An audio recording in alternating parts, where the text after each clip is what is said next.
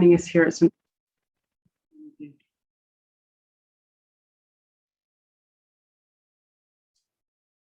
Okay, good evening, everyone. Thank you for being here and sharing your evening with us. My name is Jenna Espinoza. I am an energy accounts specialist here at Central Coast Community Energy. We also have Lena Williams, the manager of Energy Account Services, joining us today, and also my colleague Oswaldo Martinez. We are going to be talking about Central Coast Community Energy and your upcoming enrollment as a solar customer. I do just want to mention a few housekeeping items. We're going to be using the Q&A today. That allows us to track your questions. So if we don't get to your question, we have a record of it, so we can add that information to our website or follow up directly with you if more conversation is needed. So please don't put any questions in the chat. I also want to mention that this presentation is being recorded.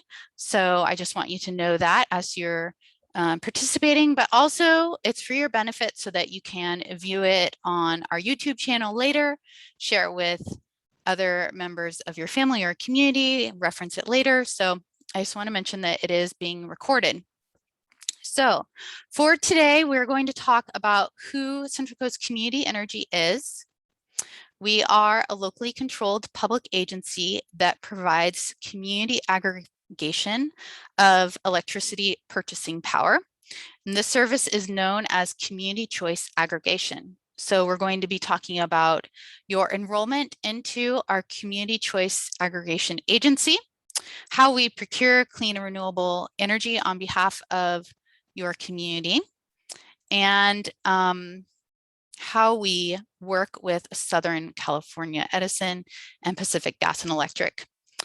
And then at the very end, we have allotted plenty of time for questions. So some of your questions that you put in the Q&A will be answered live, and then other questions will hold to the end. And I do hope that most of your questions as we go along will get answered. Sometimes the first question we have is, aren't you guys the same as that Monterey Bay Community Power Agency? And so I just want to put that out there right now.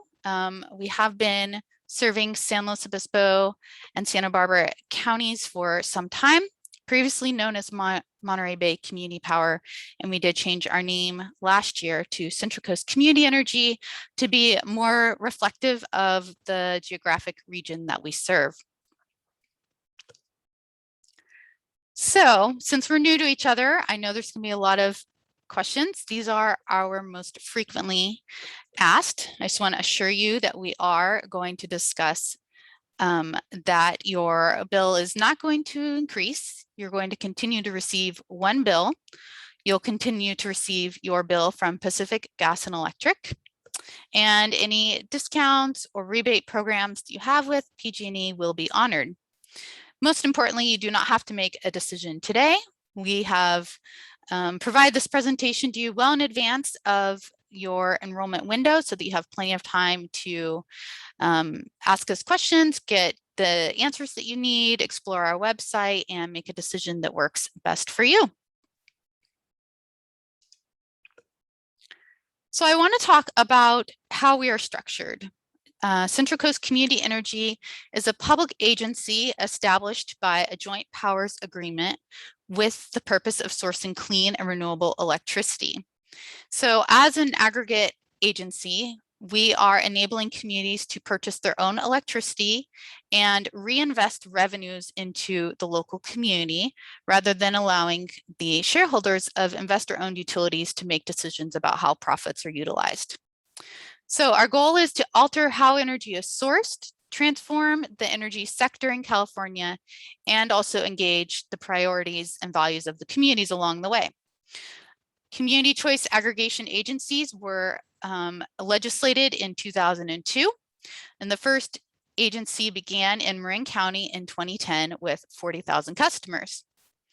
Now there are 23 community choice aggregation agencies across the state, and collectively we serve 11 million customers, which is around 50% of Californians. As an agency ourselves, we formed in 2018 with specific commitments to reduce greenhouse gas emissions through local control and implement innovative energy programs that would facilitate the electrification of the transportation and built environments. And we also promote long-term electric rate stability and energy security while reducing our collective reliance on fossil fuels and stimulating the local economy. So, since 50% of Californians will be served by agencies such as ours by 2024, let's talk a little bit more about how it works. Our responsibility is on the procurement end, the very first step, and we select where the energy comes from that meets the clean and renewable energy goals set by our regional shared community. We then in turn rely upon Pacific Gas and Electric to deliver it through existing infrastructure to your home and your business. So in this model, public agencies have joined together to create purchasing power so that they can go out and purchase energy from the energy market, just like investor-owned utility companies do. And this allows us to source energy that meets more advanced clean and renewable energy goals and gives local agencies increased oversight, control over prices, and the opportunity to inform community reinvestment. The existing infrastructure continues to be maintained. We are not creating duplicate infrastructure. And because Pacific Gas and Electric maintains their traditional role of managing infrastructure, they will also continue to be the agency interfacing with wildfires and determining power safety shutoffs. So in sum, we source the energy, and Pacific Gas and Electric delivers the power, maintains the grid, and also manages customer billing. As an agency, we do serve 33 cities and counties across the Central Coast, from Santa Cruz to Santa Barbara County. This region does make us the largest CCA in California from a geographic standpoint. And from an energy use standpoint, we are, I believe, the 5th largest in the state. So in order to stay connected with the community, we are actively involved in the local chambers of commerce, farm bureaus, vintners associations, giving presentations such as this regularly, and also working very closely with our 33 different member agencies to make sure that we understand their values on an ongoing basis. So I want to talk a little bit more about what you can expect from us as an agency. We do support local choice. We are formed by local agencies, and we do everything we can to integrate their feedback when it comes to selecting electricity service. We are committed to reinvesting in the local economy. Our customers have received $50 million in bill reductions since we formed in 2018, and we have provided $12 million in rebates, incentives, and grant programs. We do provide local support. We're a local agency. We have an office located here in San Luis Obispo and a dedicated staff focused on San Luis Obispo and Santa Barbara counties. And the remainder of our staff is based up in the Monterey Bay area. We are very committed to financial stability as an organization. Last fall, we received an A S&P rating, and we have a commitment, a policy that directs a certain percent of our revenue into a rate stabilization fund so that we can provide consistency in our rates. And then we're investing in clean energy. We're securing long-term purchase contracts with new renewable sources so that we can expand the market in that way. And we are on track to source 100% of our energy from clean and renewable sources by 2030. I want to talk a little bit about our historic rates over the last number of years. So in 2018, we started with providing a rebate that we gave to our customers at the end of the year.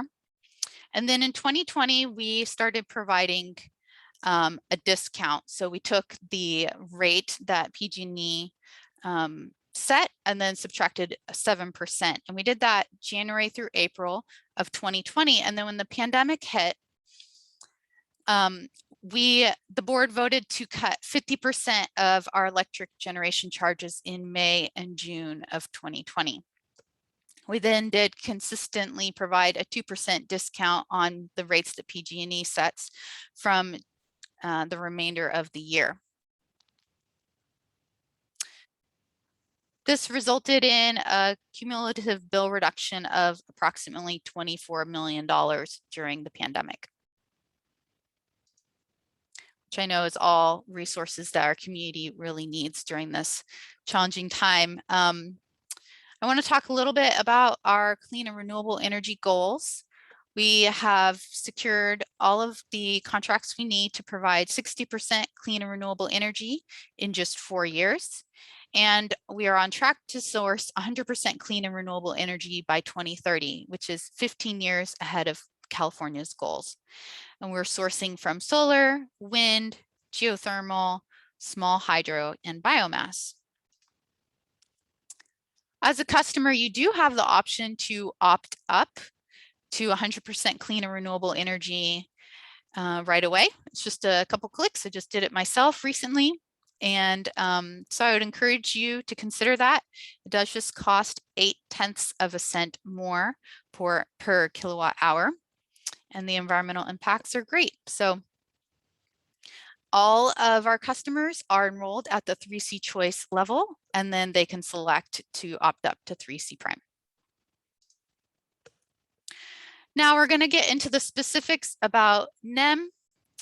And your enrollment is happening in October of 2021. So in addition to this webinar, we are sending out customer letters, email notifications, and we'll also send reminder notifications to you about this upcoming enrollment. So as a public agency, we do want to make sure that you have all of the information you need, that we're being transparent and supporting you in making an informed decision. So we start the conversation with notices. We sent one in August and we sent one in September. And then we continue the conversation in forums such as this webinar. And you will continue to get notices through the months of November and December. I want to note that you have the option to choose not to participate at any time during your relationship with Central Coast Community Energy, but it is best to make this decision sooner than later in order to avoid fees. So as long as you make this decision within 60 days of your meter read date in October, you can choose to stay with PG&E exclusively at no cost to you.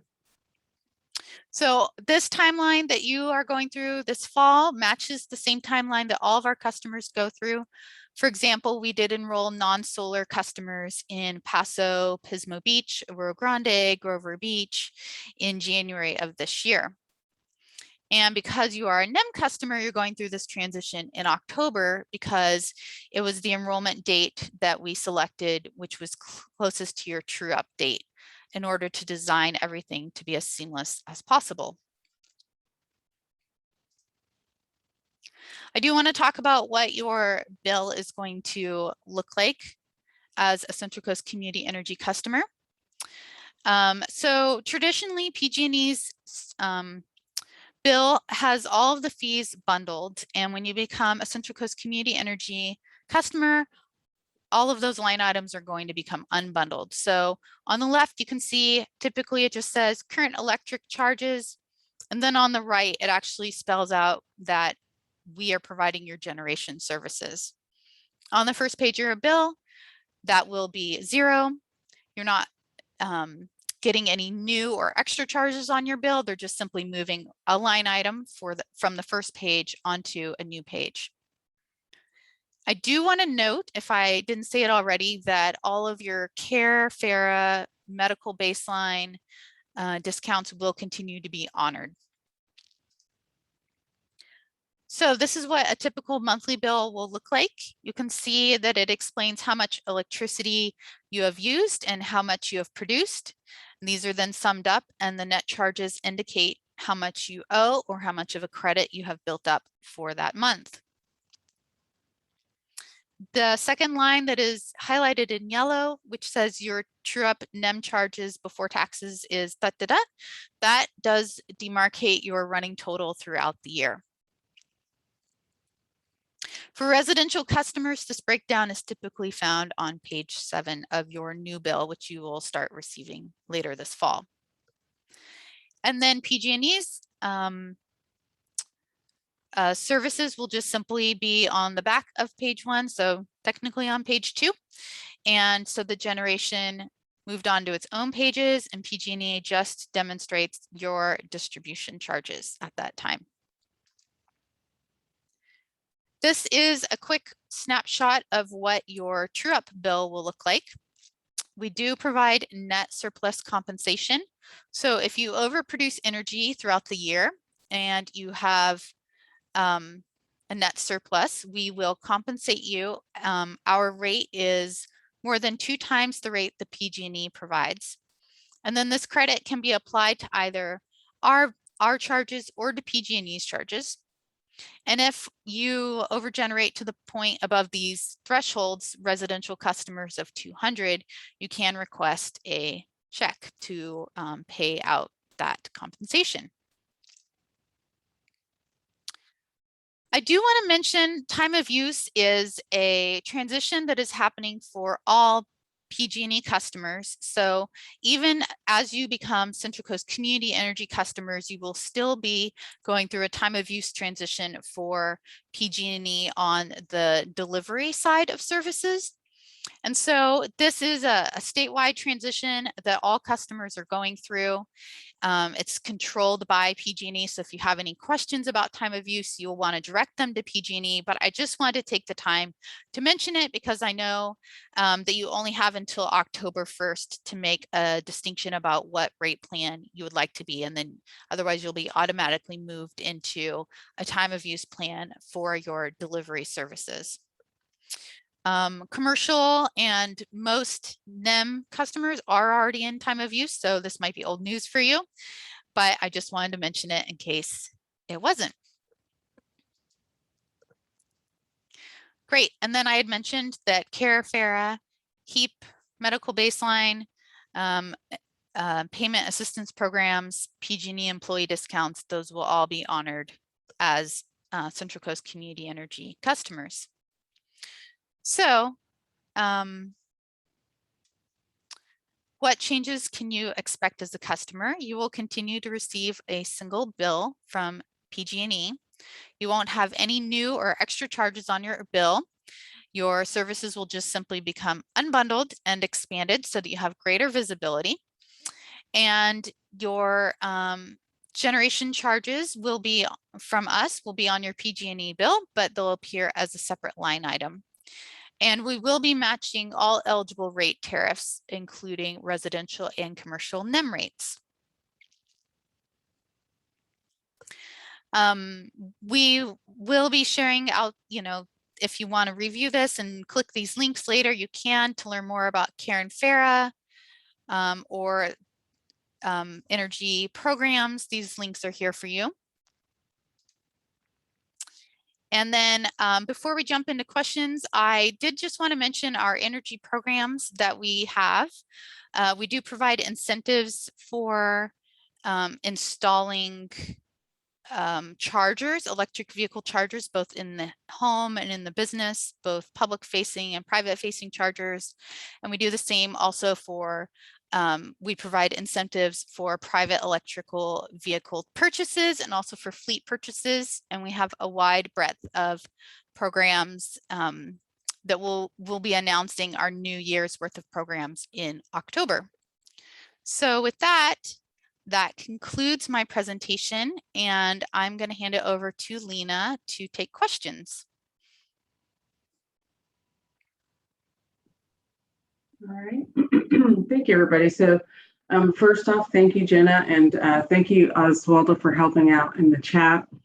We do currently have a few questions, and I like to start off just by mentioning that when I answer the questions, I leave them usually in the Q&A section till we get to the end, primarily because there are a lot of NEM customers that have similar questions and concerns.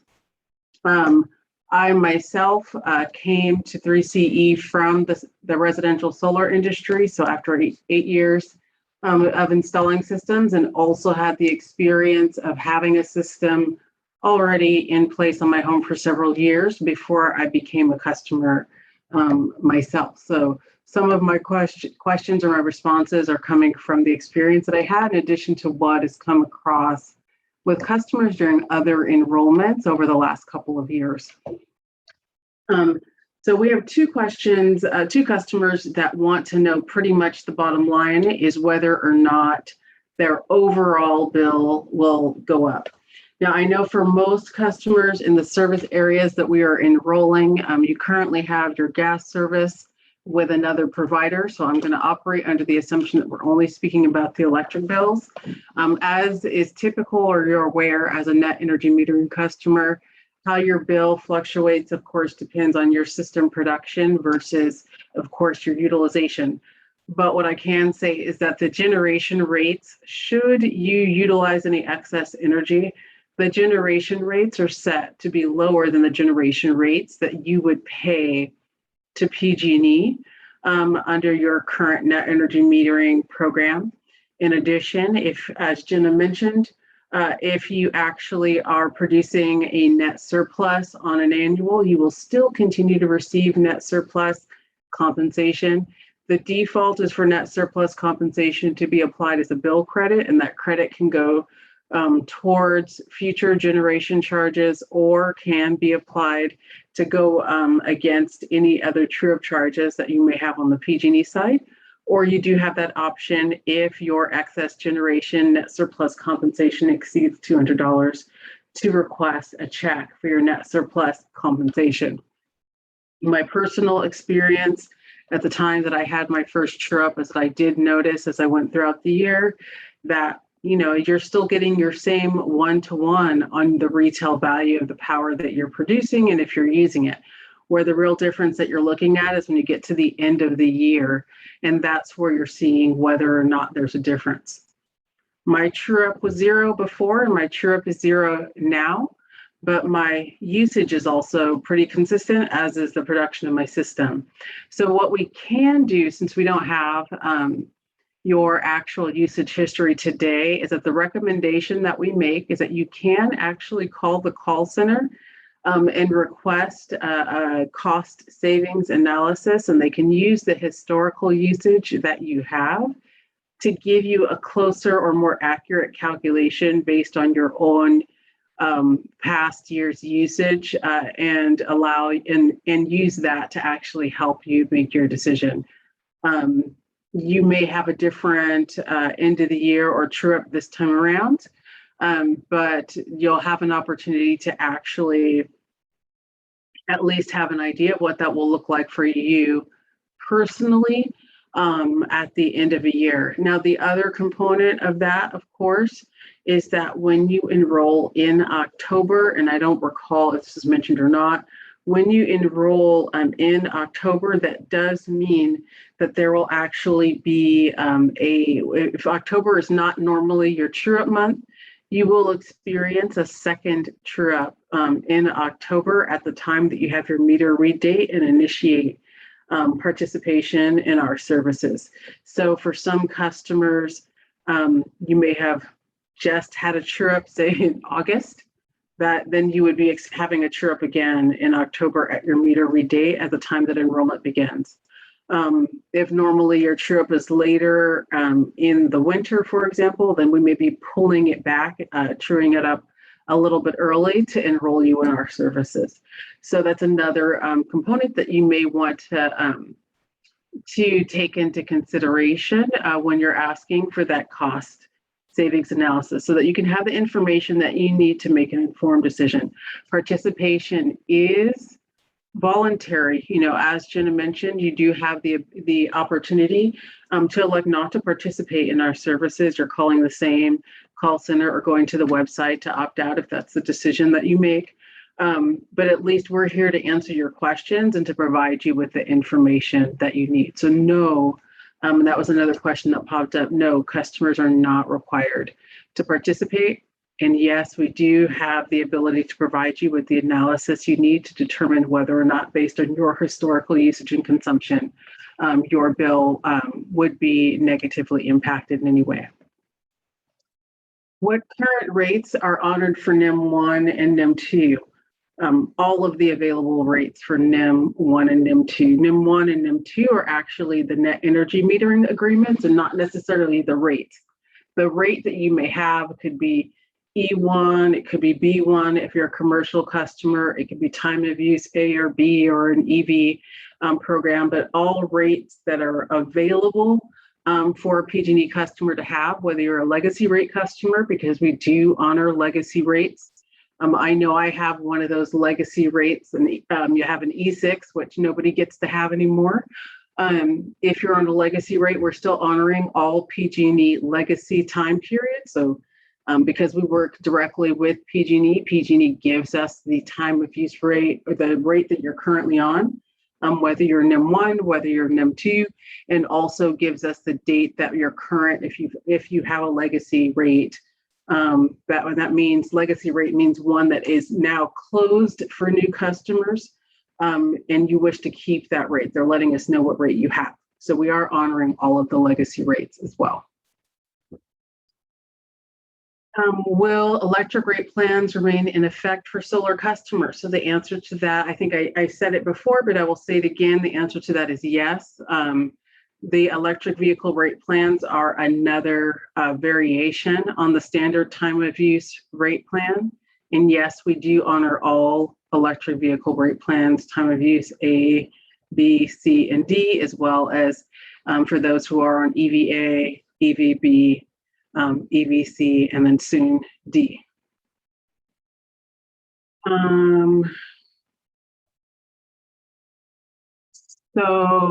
Currently, generation, you have not had to pay a monthly connection charge due to surplus generation. Will I now have to pay a connection fee? No, your net energy metering agreement, that means you're an NEM 1, so the original net energy metering program. Your excess generation that's considered on the transmission and distribution side with PG&E. If your excess generation at the end of the year for your true-up always covered the cost of your monthly charges, that will not be impacted. I'm a net energy metering 1, NEM 1 customer as well. And no, that does not change. The portion that is managed or supported by Central Coast Community Energy is only, you're only seeing charges from us if there are times that that your system is producing less power than you need to use. So in effect, if you have excess consumption, those are the only time that you're seeing charges for us. Let's see, Hollister has, I deliberately put more panels in order to provide electricity for others, and was told that panels could not be placed on the roof of my rental property. Will I be able to provide electricity to my rental that is created by my solar panels on the roof of my residence? So once again, that's a net energy metering question, and the answer to that is no. Currently, net energy metering agreements do not allow you to actually apply excess generation across property lines or parcels. So even with us providing you with services, that won't change, because that portion of your services is still with PG&E, not being transitioned over to Central Coast Community Energy. I have ordered a new Tesla and Powerwall system that will be installed and connected by the end of the year. Will it qualify for any new incentives? So it will actually depend on what is considered the date that you take ownership of the vehicle. And I know, because that's where I came here from, it was Tesla, that you can actually schedule your delivery date and make your final payment. And that technically is the date that will be considered your eligibility window for whether or not you'll qualify for any rebates. So on the Powerwall itself, that is not currently in the works to have a rebate program. But for the electric vehicle, depending on I'm thinking that that's solar and Powerwall. So technically, oh, sorry. So you said Tesla Solar and Powerwall. So I know that by the end of this year, there will not be a program for residential battery storage yet. Our residential electrification program is looking to deploy in Q2. And since I don't know whether or not they will have a backdate period, I can't say that it would be eligible at that time. And does PG&E still control any new rates, or do we have a separate rate plan? So we are downstream from PG&E, meaning that you will always still continue to select your rate plan with PG&E exclusively, and then they tell us what choice you have made.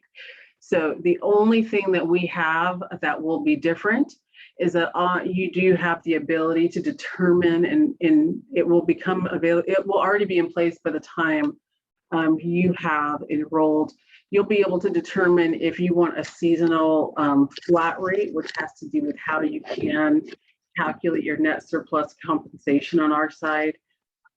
That's currently in place now, so that's why we didn't include it in here, but it may be by the time you're actually starting to receive service from us. We will have future webinars on that so that folks have information and they can decide if they want to participate in that or not. The benefits of that program will actually depend on how you use energy and whether or not you have a lot of excess energy at the end of your true-up year. And then Leah Anisgard asked, what are the main pluses to enroll with 3C Energy? So it's interesting. So it's going to depend. It's different for each person. Some people love to take advantage of the energy programs like electric vehicle rebates, or I know I took advantage of the charging station rebate this year that will be in place for next year. Others actually like the fact that there's the revenue reinvestment into the community, because that's what we do with the rate. It's that all of the rate payers are paying is that we take those dollars and turn them into energy program dollars, in addition to providing rate stabilization for our customers and come up with ways to make sure that we're always remaining competitive rate wise, so that we're able to actually make that a benefit, because all of our customers are able to participate in that just by being a customer. And then it's an opportunity to provide cleaner energy without folks having to pay more for that power. So part of our ongoing conversation with our customers, is that, and you're ahead of the game as a solar customer, is that we want all of our customers on this pathway to 100% clean and renewable energy. And for some of you, your systems offset 100% of your energy and you're self-generating that renewable, which is great. But for many customers, the opportunity to participate in cleaner energy without necessarily, say, for example, if you're in a rental and you don't get to decide what goes on your roof, without having to actually pay for an installation or negotiate with, the property owner to get to have panels. It's a great opportunity to provide equal access to cleaner energy, which is great. So those are some of the reasons that folks have said that they enjoy participating, and that can change depending on who you speak to, but those are some of the things that we hear most often. Hi, Lena. I just quickly interrupting. It looks like we have a hand raised from Luis Alcaraz. He's had it raised for a while, so I want to give him the chance to speak if he has a question. Sure. Yeah. So go ahead and unmute so I can try to answer his question there. Luis? I know he had posted his question also in the chat. I mean, it wasn't a question, it was a statement at one point, but I wasn't sure if that question was, if you still had a question remaining, or is the hand raised still from earlier? It looks like Luis is still on mute. Could we unmute him manually? I can't, but Ozzy can, because I think he's the host. Yeah, Luis. So we can just give him a couple more seconds. I've asked him to unmute. It's perfectly fine if you don't want to ask a question out loud. We just want to make sure that you have a chance to speak. Okay. So how do we sort out renewable sources for the prime program? So that's a solid question. So there's a couple of things. And as part of our pathway to 100% renewable, we're adding some new components to it. But we are going out and actually sourcing wind and solar for that. That's part of it. So there's not a lot of other renewable components to what we're figuring. But what we do is we look at the actual load for participation in that prime program. And then we go out and we're purchasing, well, technically in excess, because we have to, as a utility, meet the California renewable goals by really specific deadlines. And so at the end of the day, we're looking to actually exceed those deadlines. So our pathway to 100% renewable has us also expanding and getting into local renewable energy projects that we're putting into place, so that over time, we're getting to a point where all of our customers have 100% renewable energy. And that is based on saying, this is how many customers we serve in all the cities and communities combined within our service area. This is how much energy they use. So this is the amount of load that we need to be purchasing.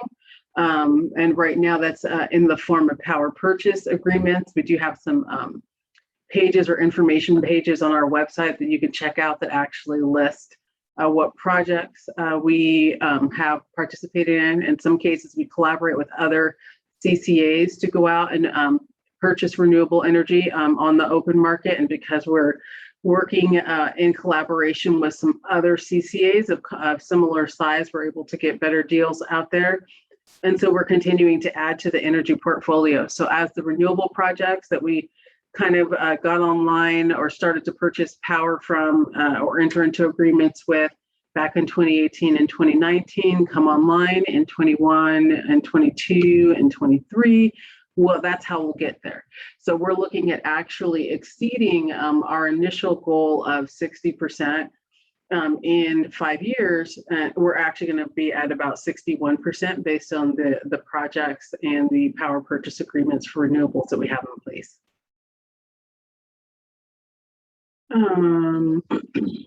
So 3CE may offer their own rebate programs for battery or electric vehicles. Yes, we actually currently already do. So that's an actual good question, Carolyn. You can actually check out the electric vehicle program on our website. As a customer who is enrolling in October, you wouldn't be eligible for it at this time. But we have already renewed and allocated funds to have the project program again next year. So that will be going live in the month of November for our customers. That'll be right around the time you would actually be receiving your first statement from us. That program has $2 million in funding. It will cover the electric vehicles and or electric vehicle home charging level 2 chargers. And if necessary, if there's electrical work that has to be done to actually put in that level 2 charger. So you can read details though on our existing program. Right now it's divided into two, one for the charging and one for the vehicle. Next year, it'll just be one combined program that include the ability to apply for rebates for the vehicle or the charging. And then one from Larry Brunk. Due to the fact that California has decided to close all nuclear plants, how do you expect to guarantee that we have power, especially in 2025, when we will be required to buy electric vehicles? So so some of that was I talked about when I mentioned about our energy programs. Ultimately, as a utility, we are not putting together energy projects or agreements. Like, we are not waiting till that year. We start purchasing power. We're required as a utility, even the year before we started to deploy services, we had to demonstrate that we had the energy or capacity available to serve the customers that we're looking to enroll. So as that takes place, we're actually we actually enter into those agreements in advance and continue to do so. So by 2025, we will already have met not just our renewable energy goals, but we already have our energy agreements in place to cover our customer energy requirements. You need to remember, we as an organization, we are providing 1/3 of all of your energy or electric services, right? PG&E still is providing the other 2/3, or should I say, we're closer to 35%, and PG&E is providing the remainder of those services. So energy companies are operating, I guess, in a scenario where we are putting the projects in place and in the pipeline in advance.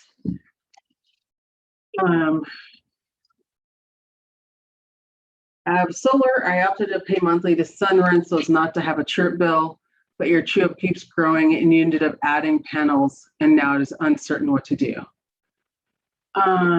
What is your source? I'm sorry, of OD funding. So, okay, so there's a couple of things. So David, so the first part of your question, in terms of not being sure why our services are required.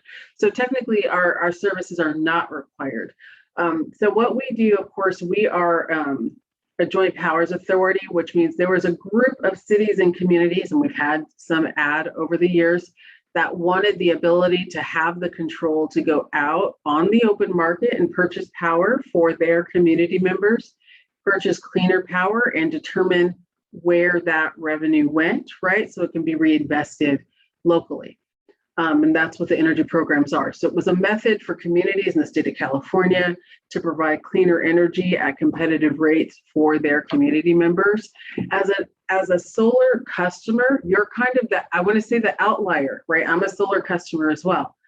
We went out and did that ourselves, right? So you're self-generating your energy, which means at the end of the day, you're really only taking advantage of the services and energy programs unless you use more power than your system is producing. And that's when you have the benefit of knowing that even when you use more power than your system produces, you still have 100% renewable energy.